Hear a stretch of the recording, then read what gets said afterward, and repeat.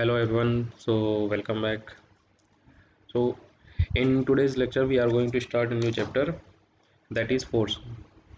So we are going to learn about what is force and what are different types of forces, and how do they act, and what are their effect, that we are going to discuss in this chapter. Okay, so let's see the main key concepts of the force that we are going to learn in this chapter. That is, what is force means, the definition of force, how do we define it, how can we define it, and effect of force on mass, speed, direction, shape and size, and the types of force. This is types of force.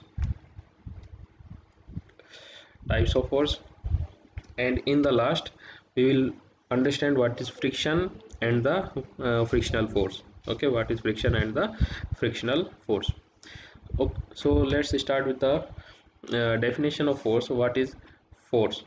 So suppose that we are having an object. Suppose that an object is lying on the surface. Okay, let's say it is a football. It's a football here. Now this football will be lying here only until unless you don't kick it, है ना? Someone don't kick it. Until unless someone don't kick it, the ball will be, it tends to lie here. This is a ball, football. Let's say it is football, and the football is in stationary position. That is, it is not moving. This is not moving. The ball is not moving.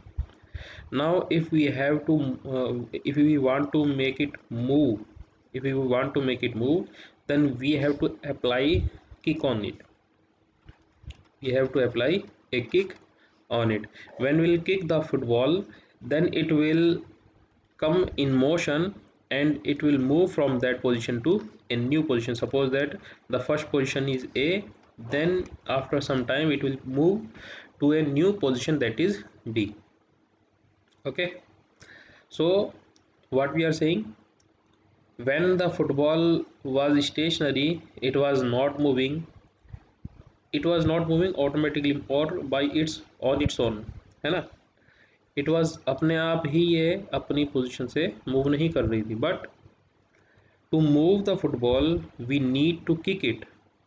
So what is this kick? This kick is a push force. This kick is a push force. Got it?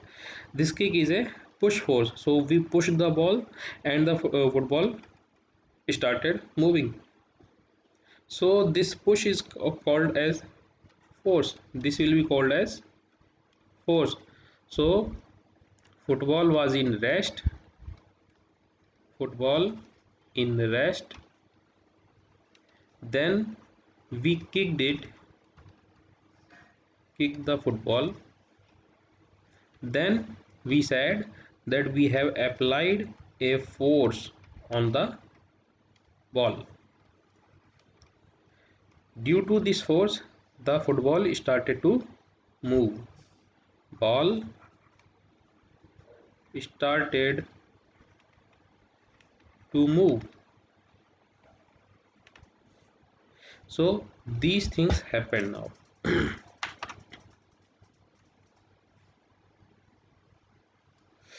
Okay, so what we are saying here, we are saying that if we want an object to move, we have to use what? We have to use force. If we want an object to move, we need to use force. If we want the football to move from place A to place B, then we need a force. And here the force in this case is a kick that is applied by the foot, and the football started to move. So what is the definition of the force? We will say, sir, any push or pull on an object is known as the force. Any push or pull on an object is known as the force. So whether it is a push force or a pull force, it will be it will be considered as the force. Got it? Let's see some examples. While you open the bag or zip of the bag, then what do you do?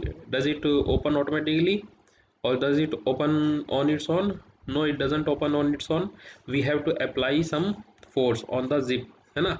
We have to apply some force.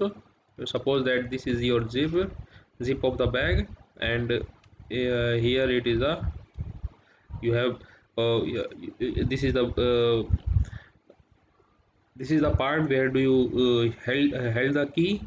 Now, sorry, held the chain. Now if you have to open it, then what do? You will pull this part of the chain towards the opposite direction, then it will be open now. So you have to apply some force on opening the bag. Paddling a cycle, when do you try to run a cycle, then what do? You have to pedal it. Why you have to pedal it? Because you have to provide a force to the cycle, then only it will start to move from one point to another. Before, if the cycle is in rest, then and you are not applying any force. If the cycle is in rest and you are not applying any force, then the cycle will not move from one point to another. Suppose that you have to go to school from home. आपको home से, घर से school तक जाना है, then you ride a cycle. But if you don't pedal it, will it move? Without pedaling it won't move, है ना? without pedaling without pedaling cycle won't move. Why? Because we have not applied any force. Because we have not applied any force. And when do we apply a force, that is the pedaling, then it starts to move. Now suppose that when you are riding a bike, you are pedaling a bicycle, and all of a sudden some suppose that some dog has come in front of your bike, or some cow has come, or some people is started walking in front of your cycle. Then what will you do? You will apply brakes, है ना? Brakes are there in your cycle, you will apply brakes. So this application of brake is also what? It is also known as force, because it is changing the motion. Earlier it was your cycle was moving with some speed, but you when you applied some brake, it started to come to rest. So you have changed its motion. Earlier it was in normal motion, or it was in uniform motion, and all of a sudden the motion has started to retard. So we will also understand what is acceleration and what is retardation. Acceleration and retardation, what are these things, we will understand in upcoming topics. Now moving a box, if you have to move a box from one point to another, then you have to push or pull it, है ना?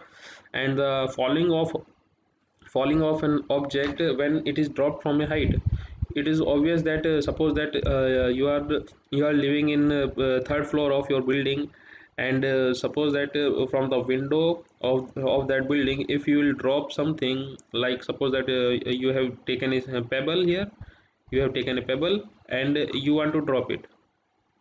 Suppose that this is your, है ना?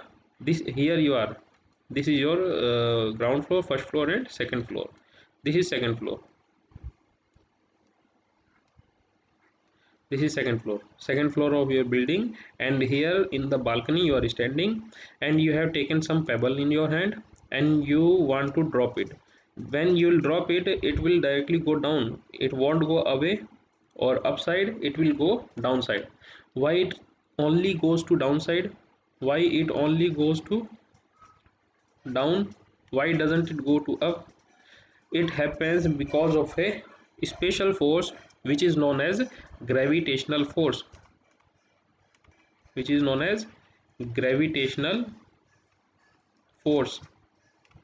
So this is a special kind of force which only attracts the body towards the earth.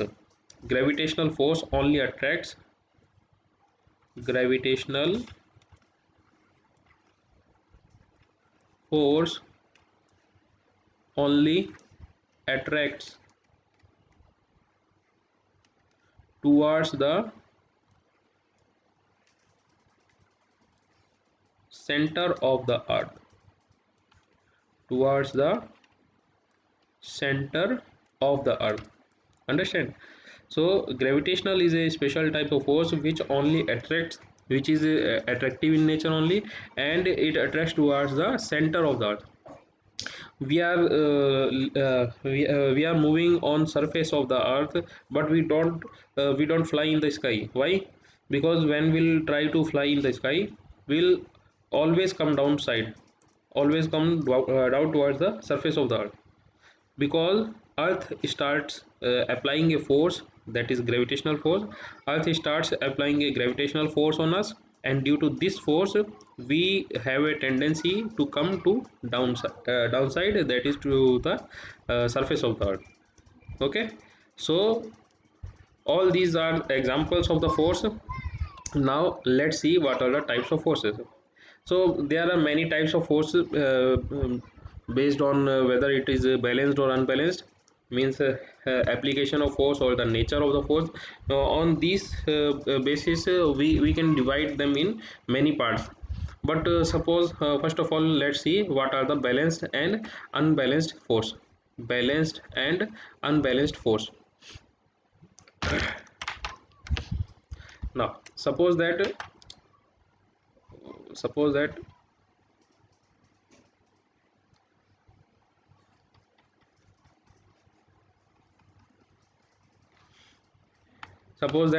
we are playing tug of war game. Okay, this is the rope, this is the rope, and two students, they are playing tug of war. One student is here, another student is here, and he is also holding the rope. Now this student is applying force in this direction, and this one is applying force in this direction. Okay, let's say suppose that it is student A, let's say its name is Sunil. Okay, and this name is Virat. So Virat is applying force in the right direction, and Sunil is applying force in the left direction. Now this is the center point. Let us say this is the center point. Now tell me, if the force of Virat and Sunil both are equal, if force of Virat and Sunil are equal, then what will happen? Then will the rope will move from the center? No, it will not. Then rope will not move. Rope will not move. Suppose that Virat is applying force in right direction and the Sunil is applying force in left direction. Will they move from their positions, or the rope will move from its position? It will not move. Why? Because both of them are applying same force, equal amount of force. So this equal amount of force which is applied in the opposite direction, one is in right and another is applied in the left direction. So they are in opposite direction, they are in opposite direction, they are applied in opposite direction. So when the equal amount of force are applied in opposite direction, then the force is known as balanced force, because if force of Virat and Sunil are equal, then the rope will not move because they are applying a balanced force. Understood? But what will happen if suppose that Sunil is applying more force than the Virat, then what will happen?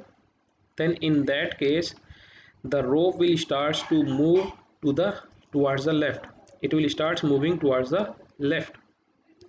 If second case is here, if force of Sunil is more than the Virat, then what will happen?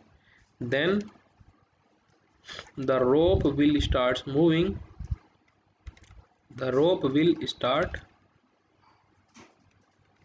moving towards left. The rope will start moving towards left. Why now it is moving towards left? Because now the application of force, Sunil is applying more amount of force than the Virat, so this has become an unbalanced force because Sunil is applying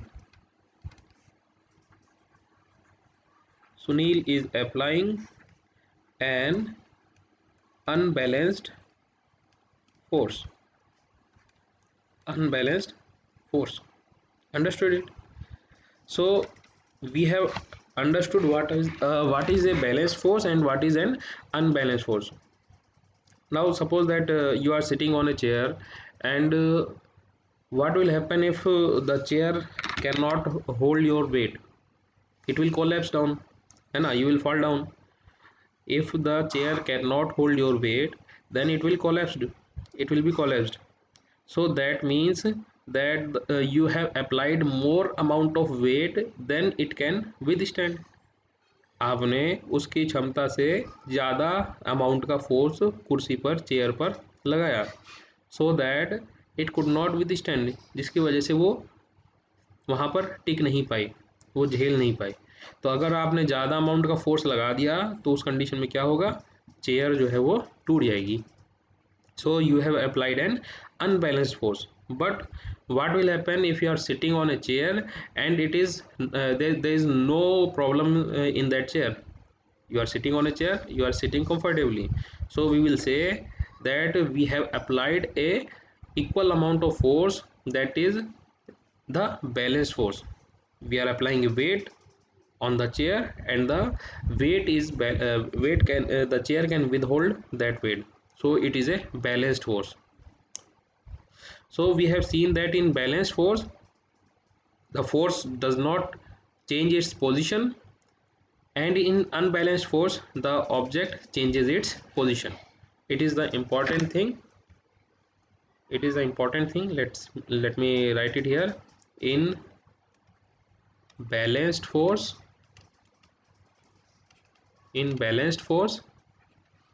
the object does not change its position, while in unbalanced force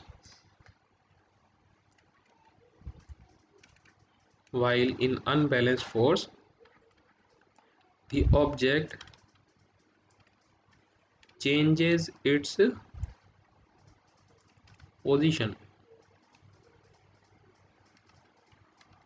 Okay, so its position can be in rest or in motion. So this is important thing that we have learned today. We have learned what are the forces, what is the definition of force, what are there some examples of the forces, and the types of forces, that is balanced and unbalanced.